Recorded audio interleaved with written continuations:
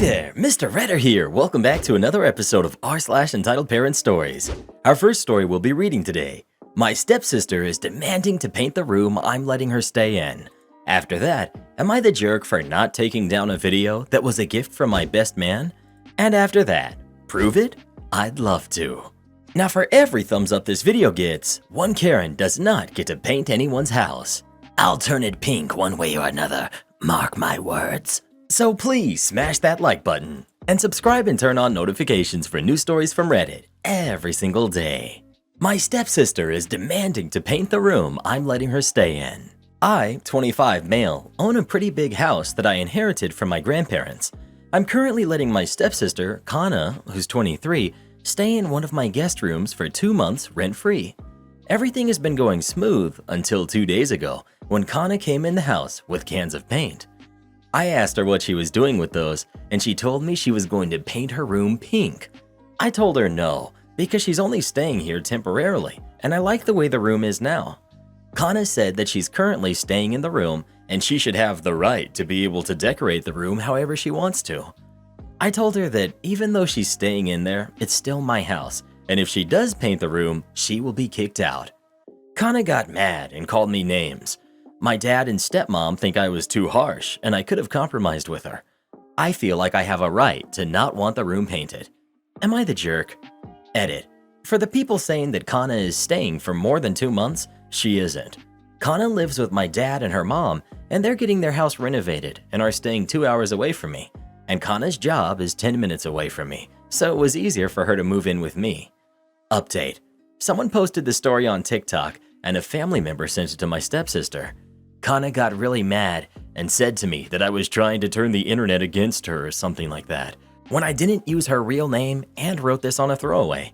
Kana also said that she would get her things on Tuesday and is currently staying with my parents. I don't know how she's going to get from here to her job until October, but that isn't any of my business. My dad and stepmom have seen the video and the comments. Their opinions have changed, but they think I could have kept it off of Reddit. I don't think there's going to be any more updates for this because I don't know if anything is going to happen. A few people are asking why she didn't inherit anything from my grandparents. It's because she isn't related to them, and they were my mom's parents. Not the jerk. It's your house. She's staying there rent-free. Tell your dad and stepmom to take her in, and then she can paint their room pink. Or take their advice and compromise. Sure, she can paint the room pink, but she needs to pay 2 months rent and paint the room its original color before she leaves. No, you don't compromise on this. You tell her no, she's not painting your house pink. Hey, relax, Karen. This is Reddit. You know some of these people are kinda, out of their minds? Am I the jerk for not taking down a video that was a gift from my best man? I have a sister that's 6 years older than me. My parents for years have canceled on me last minute because of my sister. I have a basketball game? Sorry, OP, your sister doesn't feel like going out. I'm graduating? Sorry, OP, your sister had a bad day at work. They've missed out on both major and smaller events in my life because of her meltdowns. I met the love of my life. We decided to tie the knot. From the beginning, I told my parents how I'm worried my sister will ruin another special moment in my life. My mom told me over and over again that it would not happen. The day of my wedding, I received a voicemail from my mom saying they couldn't come because my sister's dog was sick and she was upset. I was hurt. My best man, however, is a jokester. He took my phone, then went to my fiancée and asked if he could post a video of our wedding as a gift on social media. She loved his idea. I had no idea about it until I came home. Our honeymoon was at a lakeside cabin with no cell service. The post caption was, "My best man. He is an amazing person, even if his parents never showed up for him." Video was still pictures of us next to her parents, me on the dance floor cutting the cake, where you would normally see both parents in wedding pictures. The sound behind the video was my mom's voicemail explaining how they couldn't come because my sister's dog was sick. I came home a week later to hundreds of messages, family members from both sides insisting I take it down. I was told my sister hasn't stopped crying. My mom is refusing to leave the house. I may be the jerk here. I didn't take it down when I got my messages. I didn't call my family back right away. I waited until my vacation time was over at work and enjoyed my time with my wife. in our new home before I contacted anyone. My dad told me to take down the video. It was just a bad night for them, that they will make it up to me and my wife for not coming. My reply was, exactly how do you plan to make up my wedding? It's a once-in-a-lifetime thing. You chose to ignore my feelings on the whole matter. Then he just repeated he will make it up to me. I told him I would take down the video only when he made up missing my wedding. Flustered, we both hung up the phone before we both said things that we shouldn't have. Am I the jerk here? I could have just taken down the video. Not the jerk. The truth hurts sometimes, and your parents and sister just got whammied. Your friend is awesome. Please leave the video up. Exactly. Your friend didn't manipulate their words. Your parents would have nothing to cry about if they hadn't done anything wrong. They skipped your wedding with one seriously pathetic excuse. Let them feel the effects of that. Your friend is the true MVP in this story. OP, keep that video up until the end of time. Your parents need to be reminded just how much they failed you and favored your sister. Your family doesn't like it. Lucky for you, you just married into a new one. Not the jerk. Prove it? I'd love to.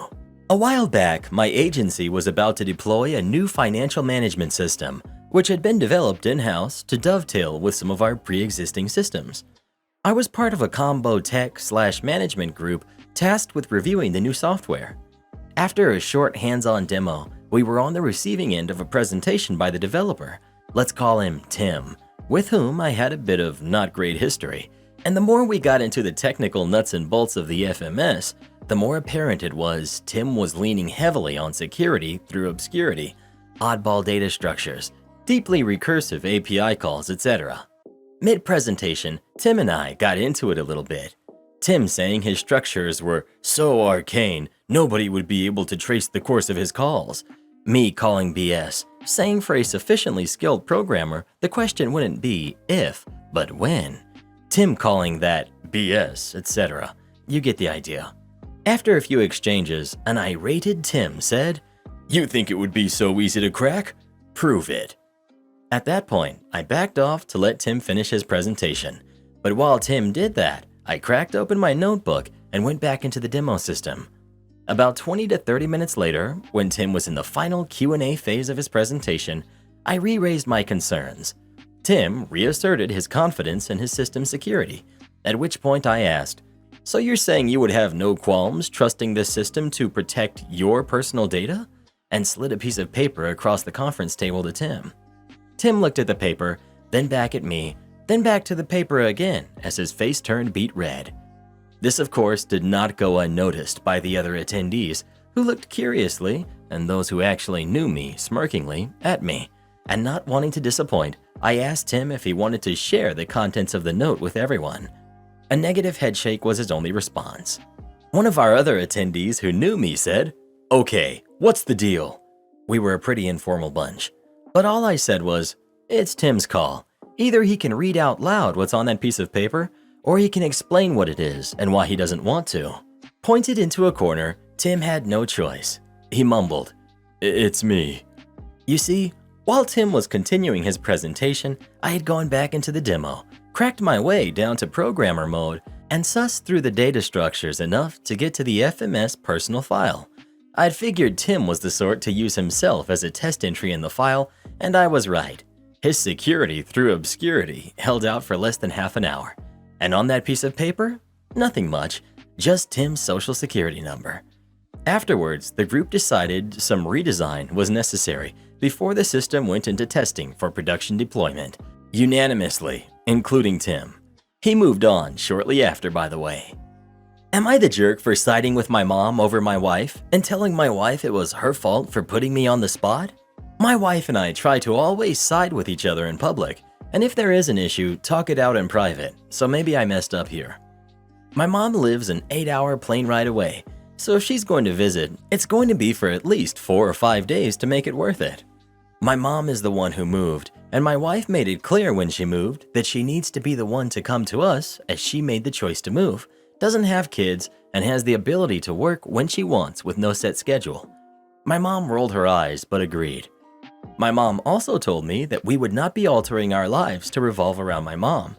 While she is welcome to visit, We will not use up our limited vacation time, which we would want to use to do things with our kids, and it isn't our job to entertain her. I felt weird about it, but agreed. My mom visited one time 3 years ago. We went to work as normal, and she was alone in the house during the day. By the time we got home, she was clearly bouncing off the walls and about to lose it. We did our normal chores and routine, though my wife did take over some of my duties so I could visit. We had our normal blah weeknight meals, and by the end of the trip, my mom was clearly miserable, overtired, and starving. She just didn't eat much. I don't know why. She didn't complain, but seemed upset. Then lockdown happened. Both of us were busy, and we just didn't see each other. We recently invited her to visit again, and my mom said sorry, but no. She said it was horrible, and if we can't put in the effort to host her, she isn't coming. I felt that was fair, as she didn't make any demands on us, just chose not to come. But my wife was very upset. My wife wanted to confront her about how entitled she was being. I refused, so she called my mom and accused her of being childish and needing constant entertainment. My mom and her got into it, with my mom yelling that we were bad hosts, and she was so bored she actually cried one day. She said she doesn't owe us her time if we don't want to put in time for her, and she will never visit again unless something changes. But we have an open invitation to visit her. My wife asked if I was going to get involved. My mom said I need to get my wife to stop attacking her. My wife demanded to know whose side I was on, and I said my mom's. My mom began laughing. My wife teared up and hung up. Now she feels I betrayed her and that I'm a mama's boy. What? I haven't even seen her in 3 years. I told her it's her fault for putting me on the spot, and I just think my mom is entitled to the boundary of she doesn't want to visit. I mean, if you want to plan things and host your mom with activities and great meals, what is stopping you? It seems to me like your wife doesn't want to be expected to drop all her responsibilities to plan, prepare, and be the host, a role that women have been conditioned to take automatically. I would also guess that your wife may feel daunted by what hosting usually means for her. PTO, sure, but also planning activities, reservations, and meals, cleaning and setting up a guest room, cooking, grocery shopping, ensuring the kids have the right balance of grandparent time, educational time, downtime, etc. That's stressful. If you want your mom to come, have a conversation with your wife about how to ensure you can be welcoming and gracious hosts without overburdening your wife, aka you take on more of the responsibilities because it's your mom. Everyone sucks here. Your mom navigated airports and getting to you. Is she capable of renting a car? Using one of yours? Your mom was starving because she expected someone to shop and cook for her. She's acting super entitled, and that her visit required everyone to drop what they were doing for her. Sounds like she's high maintenance, and your wife had her number even before your mom moved away. I will say your wife saying that you couldn't take time off when your mom visited was wrong. Maybe you don't take a full week of paid time off, but a couple of days would have been okay. She also was foolish to call your mom and argue with her instead of just leaving it alone. You are the jerk because you denigrated your wife in front of your mother, plus not helping your mom have a better trip the first time around. We'll talk about all this later, or let's end this call and speak again another time, or a zillion other non-committal answers were better than saying, I'm on my mom's side. I'd go to counseling with your wife if I were you. Both of you have stuff to apologize for, but your mother is the biggest jerk. She's driving a wedge in and she knows it, and you fell for it. I agree. Mom sounds passive-aggressive. No adult who's capable to travel alone by plane needs to starve or be bored. She can entertain herself. OP's wife should be thrilled she doesn't want to come. What's the problem?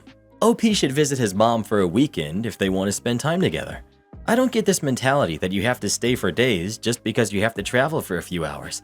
In my country, we say that guests are like fish. They start to stink after approximately the same amount of time. You want neither of them hanging around for more than 2 to 3 days. Everyone sucks here. Not the jerk. First off, your mom is right. You are bad hosts. While it isn't your responsibility to entertain her 24/7, she still spent a lot of money and effort to visit, and y'all didn't plan or do anything special to spend time with her. That's not good. When my parents come to visit, I might not take off a full week, but we schedule things so I can take off 2 to 3 days and make their visit a really long weekend, Wednesday or Thursday through Friday, plus Saturday and Sunday. If they leave on Monday, that's 4 to 5 days spent together, and you're back to work on Monday. Also, I understand wanting to use your vacation time to do things with your kids, but why not just bring your mom to one of those things? If you're going to go on a trip to Disney, just have your mom fly down and meet you there and spend that time together. Or you can just take the kids and go visit your mom and give your wife a break. While everybody shares some culpability in how this mess was created, in my opinion, your wife bears the most responsibility because her entire attitude and response to your mom moving is unreasonable.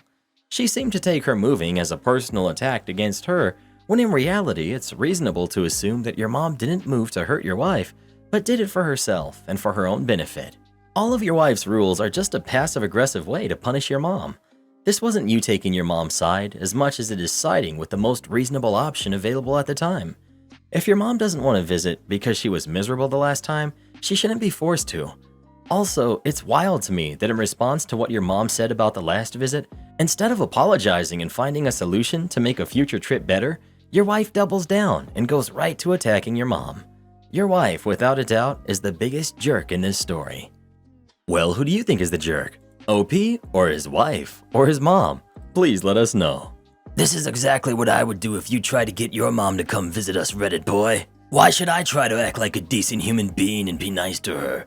Am I the jerk for refusing to pay my share of an Airbnb until the buyer gives us a billing statement? I, in my 30s male, am going to an out-of-state bachelor party for a good friend's wedding. Everything was arranged by the best man, who's a family member of the groom. I don't know him that well myself. First issue I and others in the group had was the best man booking a place without confirming the price and confirming if all of us could stay for 3 days. Several people in the group could only stay 2, and he insisted they pay full price. He opted to pick a relatively expensive location at $500 per person, 10 people total. I thought this was weird, but decided to let it go and not say anything and go the full 3 nights. For the second issue, my spouse is going through medical treatment for an issue, and her doctor said it was possible she'd need a procedure done the weekend of the trip. We have a toddler at home, so I'd need to cancel the trip if this happened, and would only get a few days' notice if she needed it or not. I still really wanted to go, so I decided to buy travel insurance. I reached out to the best man and asked him to send me the Airbnb proof of purchase, since I'd need that to get reimbursed if I had to cancel. He even explained the reason I may not be able to go. He refused to send me the Airbnb billing statement until I paid him everything in full. This set off red flags for me, and I told him I didn't feel comfortable doing that, and there should be no issue with him sharing the statement. He still refuses to send, and I've told him this is a deal breaker for me and will simply not go if he can't send me the receipt. I feel bad for the other people in the group that may have to pay more now, but it really seems like the best man inflated the cost of the Airbnb to all of us and is trying to turn this into a money-making scheme at our expense. Am I the jerk? Update. The groom intervened and got him to send the receipt. He added an extra $250 to the total cost without telling anyone. Pretty much what I'd expected. I'm going to pay him exactly 1/10 of what he paid and share the receipt with the rest of the group. I have no problem paying extra if someone else bails or there ends up being incidental charges, but he needs to show transparency instead of not being forthcoming about the price. Not the jerk, and I'd let the other members of the group know that he wouldn't give you the statement. It's pretty clear that there's something not right about this. You would be the jerk if you don't tell the others. Trust no one, especially when it comes to money. No one. Listen to Karen on this. You don't want to have to learn the hard way. Invitation loophole. I was just reminded of this by another thread on this sub, but it happened about 10 years ago when my kid was in kindergarten in a school in a really small town in a rural area. We were new to the area and I had met very few people and even fewer other parents as I had not had time to mix with parents at the 1 or 2 events the school had during the few weeks we'd been in the district. With my kid's birthday coming up, I knew this would create a problem when it came to having her first big birthday party that consisted of more friends than relatives. The school had a policy that stated that if a kid wanted to invite their classmates to a party via invitations handed out in class, that they had to bring an invitation for every kid in the class. Dumb? Yes. Enforced with gusto? Absolutely. Parents were having parties for 20 to 30 kids every birthday. I'd already seen this with one party we had attended, and through conversations with the 2 other parents there, I learned of the school's adamant enforcement of this policy and that the parents hated it. I hadn't even experienced it yet, and was already twitching at the thought of 20 to 30 kids my kid may or may not like, and possibly at least one parent for each arriving at my small home. I could also already hear my husband protesting the invasion of his home by strangers. To say we were a very private couple would be an understatement. It was not going to work, so I hatched a plan. When my own kid's birthday party planning came around, I called the school and arranged a meeting with her teacher. At the meeting, I presented her with a small stack of invitations made out to selected friends of my kid. I explained the situation of me not having contact information for their parents because while social media is great, most people don't sign up as Abby's mom or Zach's grandpa, and I was having a hard time getting the invitations out to them. Could she please put the invitations into these kids' take-home folder that afternoon so that the parents could find them? As she was trained to do, she told me she couldn't only put them in the folders for a handful of students because it violated class policy on invitations.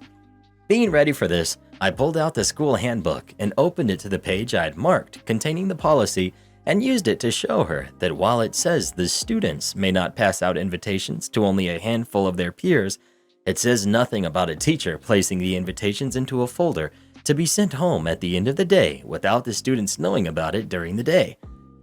After a moment of thought, she took the invitations, chuckled while shaking her head, and told me she had never had a parent actually schedule a meeting to try to get out of a school rule and win on a well-thought-out technicality, and that she was going to remember it for a long time.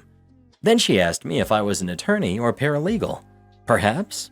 I laughed and told her no, but I did play one in my divorce a couple years prior. She said I missed my calling. I still talk with her when we run into each other now and then. Great lady. The kids had a great party. I finally got contact information for parents when they called to RSVP, and we only had to deal with a handful of people in his space. Wins all around. I literally just came from an Am I the Jerk post where a parent only invited 5 of the kids' closest friends, invitations sent outside of the school, but all the kids talked about it on Monday anyway, so awareness of exactly who was and wasn't invited was immediately known anyway. Invite the whole class. If you can't do that, get help from the other parents or don't host a party until high school when the kids are at an age where they can learn to be discreet. Kindergarten is not that age. Explaining to a 6-year-old that they weren't invited to a party because they don't like you enough to invite you is kind of inappropriate, unless that kid has actively been a bully or something that needs that lesson. There's a reason schools have these rules for kids of such a young age. They know more about how to develop a kid's social intelligence than you do. Edit to add. Another solution posted by others is to host a party but charge in order to cover the costs. Then just tell the parents of the kids you actually want there that they don't have to pay. Unpopular opinion, I think the policy is actually quite interesting and has merit. This creates an even playing ground for both popular and unpopular kids. This could stop bullying. Just invite the class next time and have your kid enjoy the day. This isn't about you.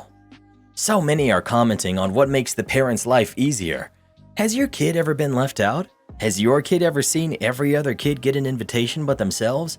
It's heartbreaking, but I'm glad you don't have to make any extra cupcakes at your little darling's party. Jerk. Are the people on Reddit really getting upset that OP didn't invite the entire class to their kid's birthday? Yes, Karen, they most certainly are. Come on, you guys. You don't invite the entire class of 30 kids to your house for your birthday. Come on, guys. Relax, Karen. You see what reading this stuff does to her?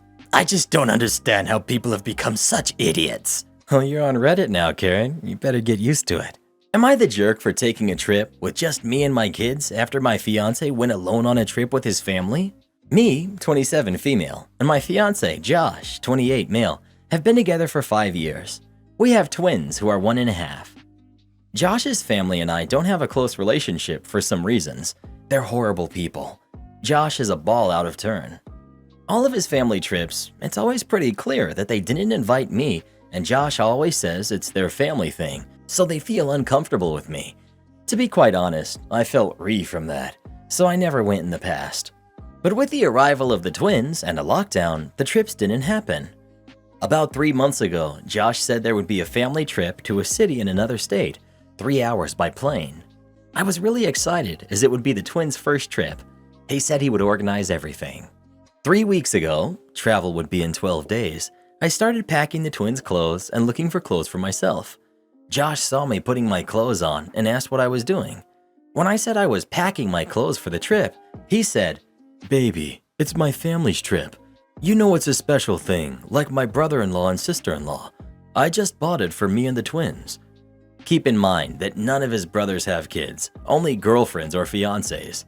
I said that and asked if he planned to take our kids and not me, and when he said yes, I just laughed and called him deluded, because I wouldn't let them go to another state without me, and I wouldn't sign the authorization either. He asked me to sign. Babies need authorization from both parents. We argued a lot, and he got angry, saying I was depriving our kids from his family. In short, he went alone. And after so much humiliation, I decided to go on a mini vacation in a country house 1 hour away by car. Josh and I didn't talk these days. He arrived yesterday and the house was empty. He called me asking where I was, and I said I took a vacation. He had the nerve to ask if he could join, but I was sincere in saying that I wanted space.